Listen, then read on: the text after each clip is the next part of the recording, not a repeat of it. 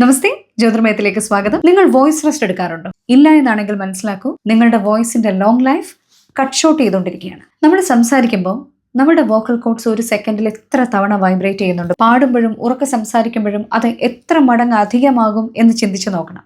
ഇങ്ങനെ തുടർച്ചയായി സംഭവിക്കുമ്പോൾ നമ്മുടെ വോക്കൽ കോഡ്സിന്റെ സോഫ്റ്റ് ടിഷ്യൂസിന് ഡാമേജ് സംഭവിക്കുന്നു. അപ്പം നമുക്ക് തൊണ്ടയ്ക്ക് വേദന, ഹോഴ്സ്നെസ് ഒക്കെ ഫീൽ ചെയ്യും. എന്നാൽ നമ്മൾ അത് വെച്ച് വീണ്ടും വർക്ക് ചെയ്തുകൊണ്ടേയിരിക്കും, അല്ലെങ്കിൽ സംസാരം തുടർന്നുകൊണ്ടേയിരിക്കും. ചെയ്യരുത്. നിങ്ങളുടെ വോയിസിന് റെസ്റ്റ് കൊടുക്കൂ. തുടർച്ചയായി 1 മണിക്കൂർ നമ്മൾ ശബ്ദം യൂസ് ചെയ്താൽ 2 മണിക്കൂർ, അതായത് ഇരട്ടി സമയം വിശ്രമം കൊടുക്കണം വോക്കൽ കോഡ്സിന്. ഇങ്ങനെയാണ് സ്പെഷ്യലിസ്റ്റുകൾ അഡ്വൈസ് ചെയ്യുന്നത്. എല്ലാ ദിവസവും ഒരേപോലെ ജോലി ചെയ്തുകൊണ്ടിരിക്കുന്നതല്ലേ, ഒരു ദിവസം ഫുൾ വോയിസ് റെസ്റ്റ് കൊടുക്കൂ. ഈ സമയത്താണ് നമ്മുടെ വോക്കൽ കോഡ്സ് റിപ്പയർ ചെയ്യുന്നത്, റീഹൈഡ്രേറ്റ് ചെയ്യുന്നത്, റിജനുവേറ്റ് ചെയ്യുന്നത്, റിലാക്സ് ചെയ്യുന്നത്. ശരീരത്തിന് നമ്മൾ വിശ്രമം കൊടുക്കുന്നത് പോലെ തന്നെ വോക്കൽ കോഡ്സിനും നമ്മൾ വിശ്രമം കൊടുക്കണം. അപ്പോൾ ചോദിക്കും, വോക്കൽ കോഡ് എന്താ ശരീരത്തിൻ്റെ ഭാഗമല്ലേ എന്ന്? തീർച്ചയായിട്ടും അതെ. നമ്മൾ എന്തിനാണ് ഉപവസിക്കുന്നത്? ഒരു റിച്വലിന് അപ്പുറം നമ്മുടെ ശരീരത്തിന് വേണ്ടിയിട്ടാണത്.